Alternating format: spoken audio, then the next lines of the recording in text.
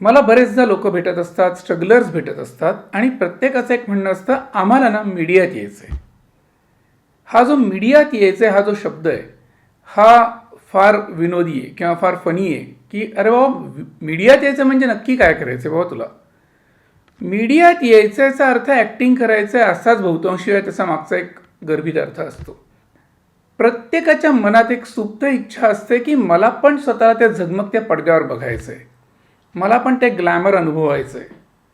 आणि ते ग्लॅमर अनुभवण्यासाठी, सेंटर ऑफ द अट्रॅक्शन बनण्यासाठी, लाईमलाईटमध्ये राहण्यासाठी प्रत्येकाला मीडियात यायचं याचा अर्थ ॲक्टर बनायचं आहे, हाच अर्थ बरेचदा तिथे अभिप्रेत असतो.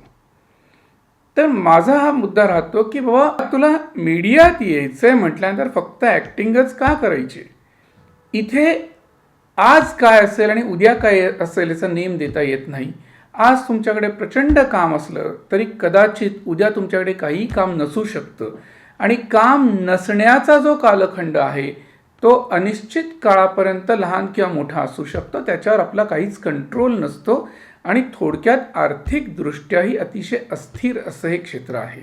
त्यांनी इतर कुठल्या तरी क्षेत्रात आपला जम बसवून तिकडनं त्याचा अर्निंग सोर्स डेव्हलप करून जर नंतर त्याने ॲक्टिंग केलं इथे येऊन तर त्याच्यासारखा सेफ गेम दुसरा नाही कुठला.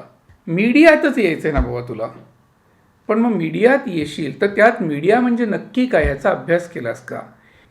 फिल्म बनवणे किंवा एक चित्रपट निर्मितीमध्ये किती डिपार्टमेंट्स कामं करतात ह्याचा कधी अभ्यास केला आहेस का आणि त्या डिपार्टमेंट्सचा विचार कधीतरी पॅरलल करिअर म्हणून कधी विचार केला आहेस का.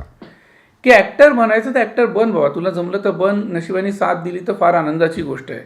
पण जाता जाता जेव्हा मध्ये ब्लँक स्पेसेस येतात, जेव्हा ॲक्टिंगमध्ये काही काम मिळत नसतं त्यावेळेला तू मीडियाशी संबंधित इतर क्षेत्रांचा विचार का नाही करत आहेस.